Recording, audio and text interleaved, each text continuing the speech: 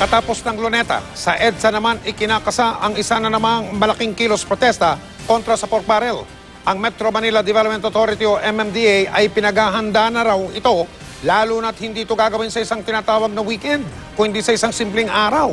Tiyak na maraming motorista raw ang maapektuhan. Nakatutok si Steve Dailisan. Nakilala ang EDSA dahil sa makasaysayang people power. Dalawang presidente ang pinanawagang mapatalsik sa lugar na ito. Sa September 11, Miyerkules, hindi liderato kundi sistema raw ang nais mabago ng organizers ng EDSA tayo. Lalo't hindi raw sila kontento sa tugon ni Pangulong Aquino sa pagbasura sa pork barrel. Gusto po nating maintindihan ng mga Pilipino kung ano ba tong pork barrel at bakit kailangan natin itong alisin. Alam naman po natin yan na hindi talaga inalis. So ngayon po, gusto po nating alisin completely. Magsisimula po sana sa Pangulo. Mula alas 6 ng umaga hanggang alas 5 ng hapon ang gagawing pagkilos. Sisimulan sa misa, magkakaroon daw ng concert, pagtuturo tungkol sa pork barrel at panalangin sa pagbasura sa PDAF. Ayon sa MMDA, kinakailangan daw kumuha ng permit ng mga organizers mula sa pamahalang lungsod ng Quezon at ng Mandaluyong.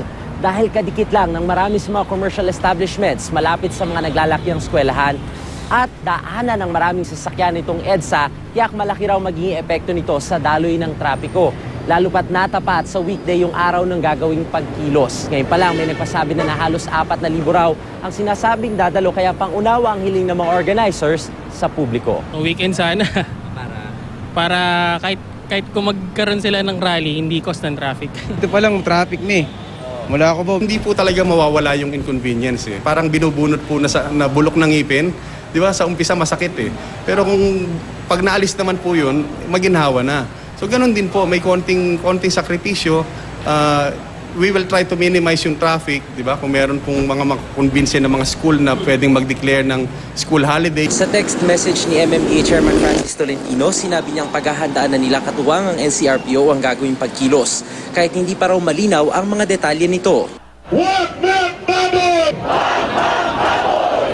Gaya ng Million People March, sa social media rin daw umusbong ang EDSA tayo at welcome lahat na sumama.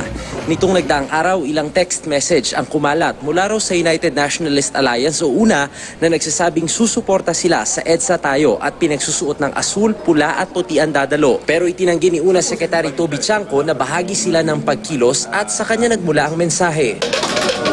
Nag-noise barrage naman sa labas ng Santo Domingo Church ang ilang taong simbahan bilang pagtutol sa pork barrel.